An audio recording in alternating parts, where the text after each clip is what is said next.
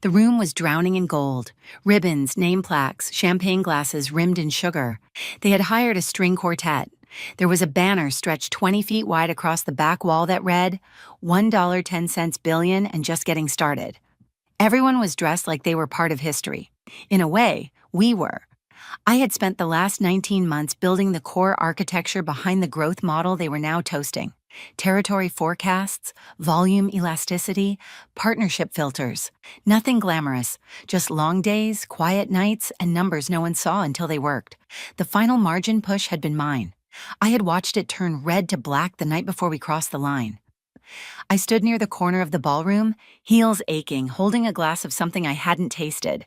And that was when she walked over. Emily, from HR. The way she held the folder was all wrong. Tight, angled, tucked like something fragile.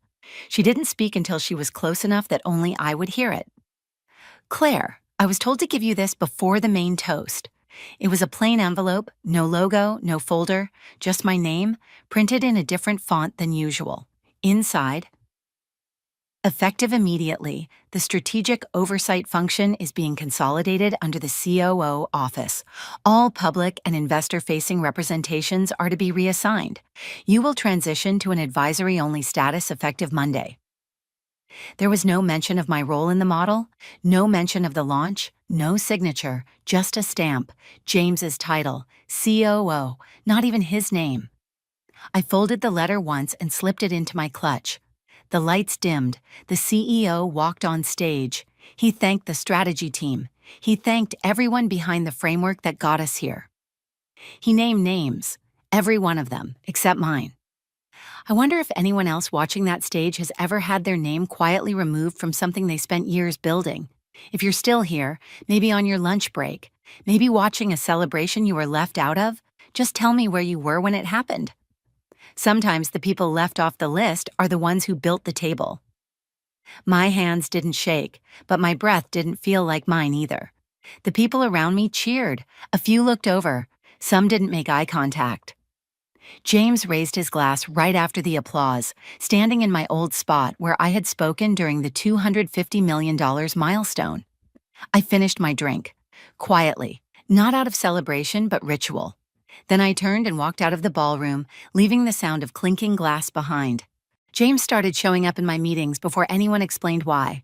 The first time was a weekly forecast call with Asia Pacific partners. He didn't speak, just observed, arms folded, nodding at numbers he didn't build. I introduced him as transition support, a term I invented on the spot. It sounded harmless enough not to raise flags, at least not for the board. I had led the modeling team for nearly 2 years. When I took over, our client retention projection sat at 74%. After 9 months of system rewrites and tiered elasticity controls, we held steady at 91.3%. It wasn't magic. It was pattern recognition, cost leverage, and patient negotiation with 5 regions that never agreed on anything. The $1.1 billion milestone they were now printing on wine bottles had roots in a spreadsheet I wrote in a hotel lobby at 3 a.m. the week my father was in the hospital. Nobody toasted to that. At first, I let James observe. He was new to C-suite politics, but well-liked, enough so that no one questioned when he began joining deal reviews. But I noticed how he sat closer each week, then how the seating chart changed, then how slide 7, the partner filtration flow I had built, showed only his name in the footer. The formulas were mine. The thresholds were mine. The margins, even the font choices. But my initials were gone. 2 weeks later, I was pulled from the leadership dinner in Chicago without explanation. Jenna, the assistant I had mentored back when she was still in admin, sent me a message. "Hey, I didn't make the list. James said you'd be staying back to prep the EMEA deck." There was no EMEA deck scheduled. That night, while they were having bone-in ribeye and talking about Europe expansion, I was in the office verifying a sensitivity model that ultimately shaved $11.2 million off projected risk. I submitted it unsigned. The board approved it in 30 minutes. James presented it as part of his streamlined forecast protocol. I didn't correct him. I just stopped sending him versions that worked. That was the first quiet line I drew. The second came when I pulled access to the cross-team model sync. It had auto-updated from my local environment every Sunday night for the past 14 months. No one had noticed. They assumed the system just worked because someone had fixed it early on. I was that someone. I let the sink run dry. Nothing broke right away. That's how good systems fail. Not loudly, but with quiet misalignments no one catches until they're irreversible. I didn't tell anyone. I didn't leak a file, didn't plant a trap. I just stopped correcting James's assumptions.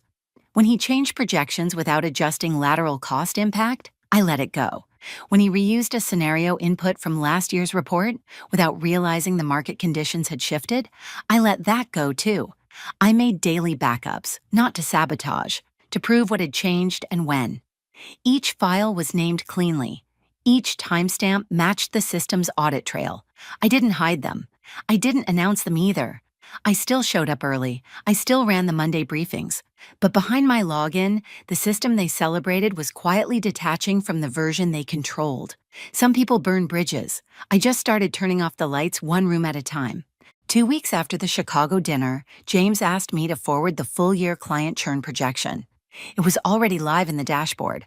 I knew he had access, but he still asked, maybe to mark authority, maybe because the numbers were no longer aligning the way he expected.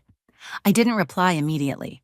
I watched the dashboard from my screen, watched as he clicked through scenarios without knowing which filters were default and which were decoys, watched as he hovered too long on tabs that used to update automatically, now frozen behind unlinked cells. I sent him a version. Clean, minimal, accurate enough to look real, but without the one buried adjustment that accounted for our December retention anomaly. Without it, the model always overstated Q1 drop-off. The board would worry. He'd have to explain it. I had fixed that quirk 8 months ago. I just never told anyone how. The truth was, they had left me alone in the system for too long. For over a year, I was the only person who truly understood how the forecast, client behavior, and regional lead scoring tied together. The modules looked modular, but they weren't. They were dependent, intentionally. It was the only way to make the volatility model match real behavior. What James inherited was a machine that smiled on the surface, but needed 2 quiet nudges every week to stay balanced. I didn't break anything. I just stopped nudging. After that, they invited me to fewer meetings. James led more calls. He was confident, always a beat too fast. In one call with EMEA leadership, he referenced rep-level migration patterns, a phrase I had once used but never published, except in one private note left in a locked worksheet. That was when I knew. He had someone reviewing my archives, probably the junior analyst I trained last quarter. Maybe she thought she was helping. Maybe she was afraid to ask questions. I didn't blame her. That was how they got you. Make you useful, keep you silent, reward your compliance with another locked door. I still showed up on Mondays, still replied to emails, still fixed small bugs when no one was looking. I wasn't erasing myself. I was making sure that when things started going wrong, the trail didn't lead to me, and they did start going wrong. Minor at first. Forecast reports ran long. Visualizations glitched. A partner from Brazil asked why his territory data looked 3 weeks behind. James blamed the sync. IT checked and said it was stable. Finance double-checked the churn logic. No one thought to ask where the formula had come from. Because if they had, if even one of them had turned their head, I might have answered. But they didn't. And I didn't. It's funny how silence works. They mistake it for guilt, or obedience, or weakness. But silence can also mean I see everything, and I've already moved on. By the time the 4th discrepancy hit the operations dashboard, no one could agree where the error came from. The churn rate for Q2 had jumped 2.1% over what finance reported the week before. James said it was a sync issue. Legal said no contracts were missing. Product claimed the partner attribution logic was old. It wasn't. I had updated it quietly last winter after we lost the Zurich trial. The adjustment was buried in a validation sheet James never opened. He didn't even know it was there. That was the difference. The system still functioned. Every file was there. Every cell still lit up green. But what they didn't realize was this. I had never trained anyone on how to read it. Not really. They were using outputs. I had always worked in logic. And the logic, well, it wasn't broken. It was just mine. For every dashboard they relied on, I had quietly mirrored a private version. Not because I planned to leave, because I didn't trust anyone to protect what we'd built. When I saw my name removed from the internal roadmap 6 weeks earlier, I stopped contributing to the shared design doc. When my role was relabeled to Senior Contributor Insights, I created a mirror folder with full audit trail, separate from the company cloud, time-stamped, synced to an external drive only I had. It wasn't revenge, it was record-keeping. The mistake they made was thinking I would fight to stay, that I'd panic, that I'd correct James in public or plead my case to the board. They didn't understand that I wasn't trying to stay in the system. I was simply making sure the system couldn't run on its own. James began emailing more often, each message a little sharper. He once wrote, "Can you clarify what drives the partner heat map logic? Mine isn't matching forecast." There was no forecast. The heat map was never connected to future projections. It responded to live deal movement, time delayed by 5 business days, by design to avoid traders gaming the system. He had never read that line in the notes. Or if he had, he didn't understand why it mattered. I gave him the short answer. Check cell C98 in the Control tab.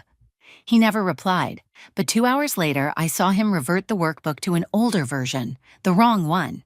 From then on, I started planting trail markers, not sabotage, just signals.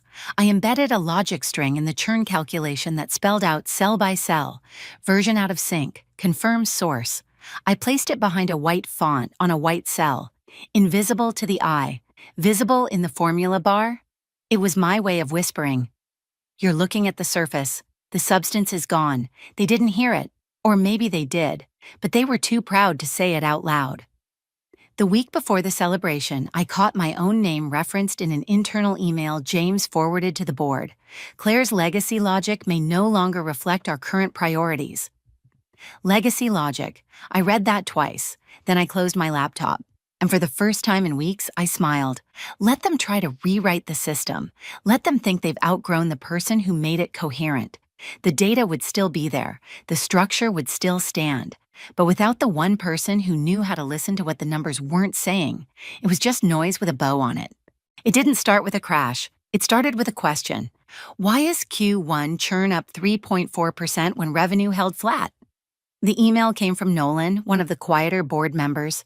He didn't send it to James. He sent it to the strategy alias, the same one I used to monitor daily before my name was removed from the thread. Someone in ops replied that they were investigating the sync delay. Someone else forwarded it to product, who blamed inconsistent tagging in regional reports.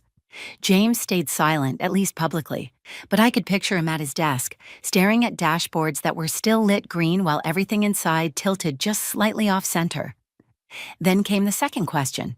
A client in Berlin flagged a performance rebate discrepancy. Their deal metrics showed a 12.6% fulfillment shortfall, enough to trigger a credit clause. Except the clause only applied under a specific heat map condition that I had recalibrated last quarter. Without that adjustment, the rebate triggered incorrectly, and James, unaware, had sent the old version. They demanded an explanation. He gave one. It wasn't correct. Soon after, a board member, one of the 7 who actually read the files, asked why projected retention no longer lined up with customer satisfaction scores. He noticed the model was calling churn in regions where CSAT was above 90%. James blamed it on legacy logic needing refresh. Legacy logic. Again. But logic doesn't drift on its own. It gets disconnected, or worse, misunderstood. I stayed quiet. I had already turned off the sync. I had removed myself from every loop where my name didn't belong anymore. They had made the celebration official. The slide decks were out. The champagne had popped. I had walked out of the ballroom like a shadow no one wanted to name, so I stayed one. And still, the questions kept coming. A partner from Singapore asked why their expansion model no longer reflected market behavior. One of the regional heads noted that the new forecast overstated risk for mid-tier clients. A junior analyst tried to adjust the inputs manually and accidentally overrode a formula that recalculated 17 downstream tabs. The report still looked polished, but the math told a different story. That was the first week the CEO asked, "Where's Claire on this?" They didn't include me in the meeting, but I heard from someone who was there. Apparently, the question sat in the room for a moment too long, and James said something like, She's moved on to an advisory role. We've got it covered. Covered, they thought this was just data, that anyone with a keyboard and confidence could run the machine. But it wasn't a machine. It was a language, one I wrote. And the moment they fired the person who understood its grammar, the whole thing started mispronouncing itself. No one panicked yet. They still thought the errors were fixable, still believed this was just a string to retie, a dashboard to tweak, a sheet to restore, but numbers don't lie. And this time, they weren't whispering anymore. They were asking where I went. The first system alert hit at 7:42 a.m. on a Wednesday. It wasn't a crash, it was a warning. Source path unverified, sync incomplete. Anyone else would have dismissed it. Just another minor hiccup. But for anyone who understood how the system worked, that message was a red flag. It meant one thing: the machine didn't recognize the hands inside it anymore. James didn't see it, but a senior engineer on the integration team did. He took a screenshot and forwarded it up. The message was clear, but no one knew what to do with it. By noon, the Asia-Pacific partner dashboard stalled. Visuals didn't update. Risk segments froze. James called IT. They checked the logs. No error, just silence where an update should have been. Because that update used to come from me. At 3:30 p.m., the CEO was reviewing the quarterly funnel when he noticed something odd. "Why is the Latin America projection still at last quarter's base?" he asked. Finance double-checked. It was wrong, again. The system hadn't pulled new conversion data since the date I was removed from the override list. Still, they didn't call me. They called each other. Product blamed ops. Ops blamed an old file. James blamed inherited mapping issues. But the pattern had formed. Reports were being built on outdated layers. They looked modern, dynamic, responsive, but their foundation had quietly disconnected. Because the logic had never been neutral. It had been intuitive. It moved like I did. It flexed with nuance. It wasn't AI. It wasn't automated. It was aligned because I had aligned it. And now, it wasn't. That evening, a client in Toronto logged into their dashboard to review a performance bonus. What they saw didn't match the numbers in their local CRM. They flagged it, escalated it, demanded a reconciliation, and for the first time, our platform couldn't produce a clean audit trail. The new analyst tried to recreate the logic. She couldn't. Not because the formula was gone, but because it led nowhere. The formula referenced a logic string stored in a dynamic range that no longer refreshed, because I had unplugged it from the shared model. Not out of spite, but because no one had asked me how it worked. That night, a thread of emails filled the C-suite inboxes. Why is the churn margin misaligned across dashboards? Has anyone checked Claire's original documentation? Where is the fallback model? The fallback model had existed. It lived in a folder marked failover logic locked. But when I left, I changed the read permissions. Not erased, just protected. Because if you remove the architect, you shouldn't expect to own the blueprint. Someone finally texted me. Not James, not HR. It was Jenna. "Hey, not my business, but everyone's scrambling. I think they thought you'd stay available." I didn't reply. I stared at the message for a long time. Then I set my phone down and went back to reading a book I hadn't had time to finish in 18 months. They didn't know it yet, but the system had already realized it. It wasn't just missing a person. It was rejecting their authority. By the end of that week, the dashboards weren't just slow, they were wrong. Not by much, just enough to shake confidence. The churn forecast for North America was off by 1.6%. The partner funnel for EMEA showed a 14% drop that didn't exist. The retention heat map lit up in yellow where client feedback was green. One by one, departments flagged issues. One by one, James gave explanations, but none of them matched. The system had stopped translating their commands because it had never spoken their language. I had designed it with intentional dependencies, not as a trap, as a safeguard, logic that flexed with context, not code, frameworks that adjusted when 3 variables moved together, not just one. I had written it to learn like a person, and when the person who trained it was gone, it stopped trusting what it saw. James tried everything. He asked the integration team to reset logic protocols. They said nothing was broken. He asked product to rebuild the churn model. They said it was proprietary. He asked the board for temporary strategic discretion. They asked why. That was when someone finally said it out loud. "Has anyone talked to Claire?" Silence. Then someone else, braver, added, because right now, we don't know what this system is reacting to. They had the inputs, they had the files, but they didn't have the person who knew which numbers mattered and which ones were just noise. The models still produced output, but the outputs no longer matched reality. A client from Mexico froze a $9.5 million renewal, citing systemic reporting inconsistencies. They weren't bluffing. The clause had been there since Q3. I wrote it. A safeguard for transparency. A way for smart clients to hold us accountable if the system drifted from their internal numbers by more than 2%. It had now drifted 3.1%. James responded by proposing a manual override mode, but no one knew how to operate it. The fallback logic had been built for my use. It required sign-in confirmation through an offline device last registered to my credentials. When they tried to bypass it, the system flagged unverified intervention and locked the risk dashboard for 12 hours.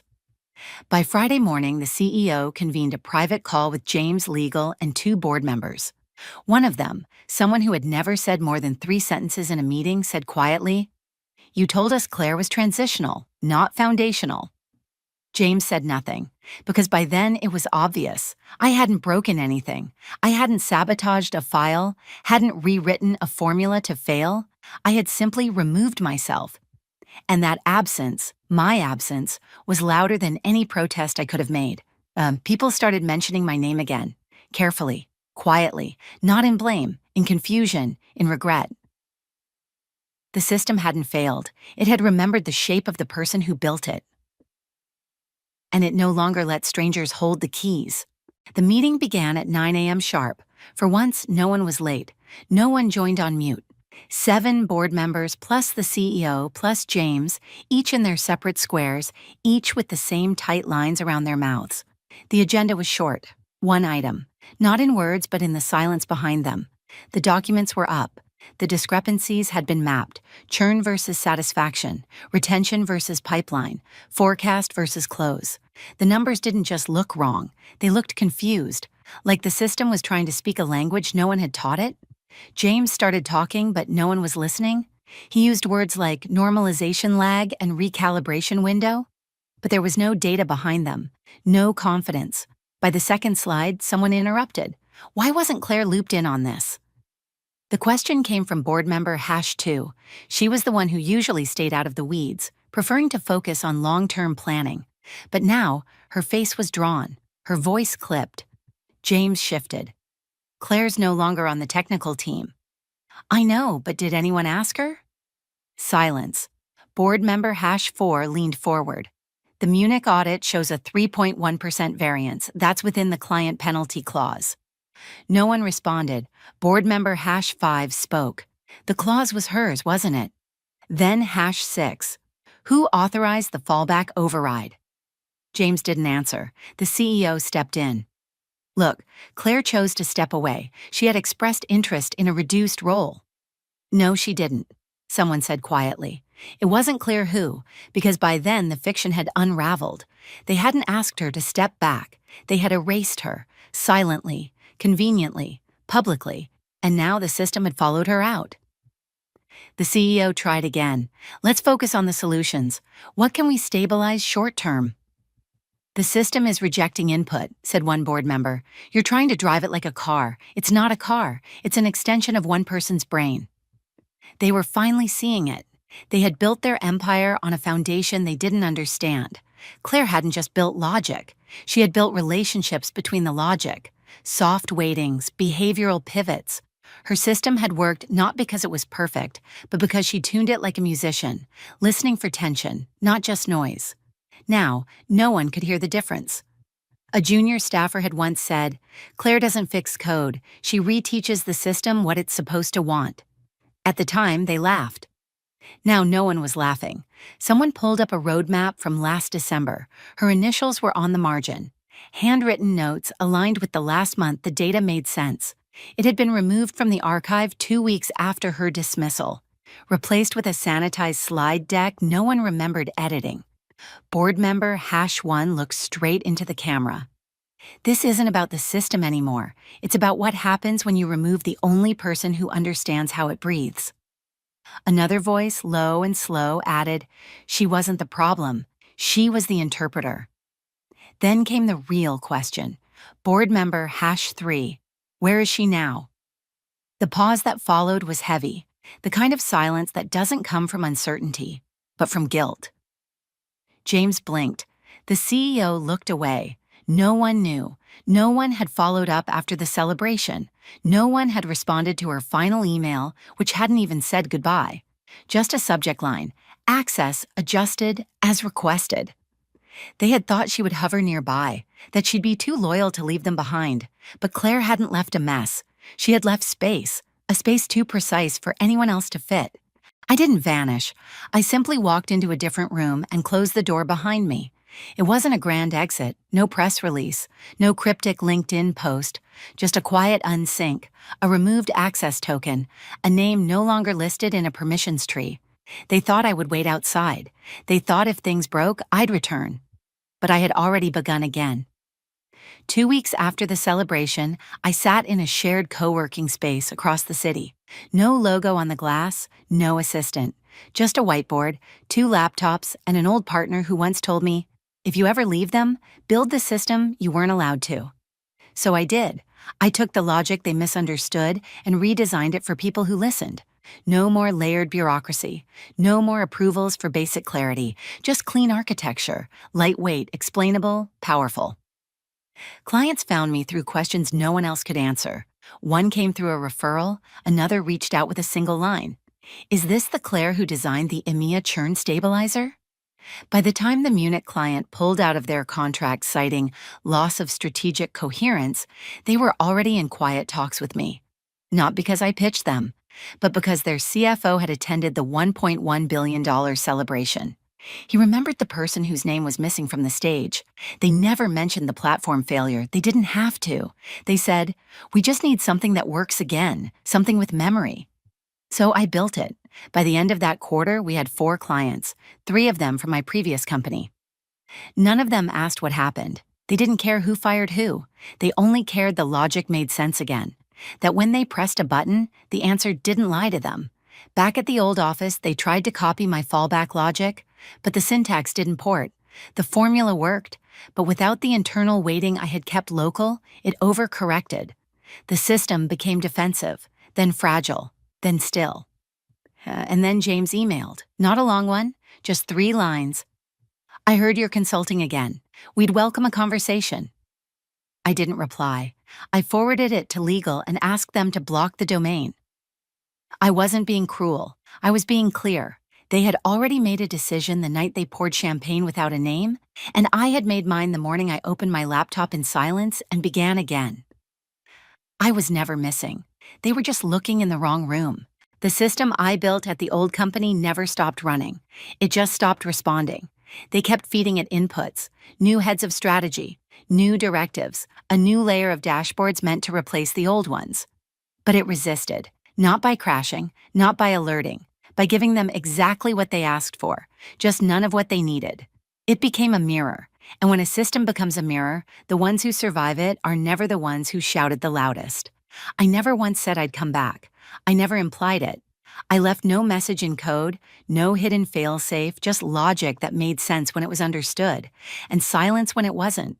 They brought in outside consultants. They tried to rebuild from scratch, but none of it held, because it wasn't about the files. It wasn't about the formulas. It was about the conversation between logic and instinct, between what the data said and what I used to feel behind it. And no spreadsheet could reteach that. Meanwhile, my new system grew in the quiet. We never announced funding. We never launched with headlines. But the companies that mattered, the ones who watched from the sidelines while I disappeared, found me. They called, they listened, they stayed. By the end of the fiscal year, we crossed the $60 million mark in active contracts, and I didn't even need a celebration. One night, I walked past the old building. The lights were on. I saw James through the glass, pacing, on a call, or maybe waiting for one. Maybe hoping the platform would tell him what to do next. But systems don't wait. People do, and this one had already moved on. I don't need my name in their keynote. I don't need an apology. The only recognition I needed was the silence they were left with. The silence that came after removing someone who never needed credit, just clarity. Because some systems are built to outlast their creators. But this one knew exactly who she was waiting for. And when they removed her, it simply waited with her. If you've ever been erased quietly while your work stood behind glass walls, if you've ever watched someone else get the applause for your architecture, then you understand. Not all exits are dramatic. Some are surgical, some are necessary, and some, like Claire's, don't make a sound. Until the room forgets how to breathe. If her story resonated with you, like this video, leave a comment and share it with someone who's still carrying what they were never credited for.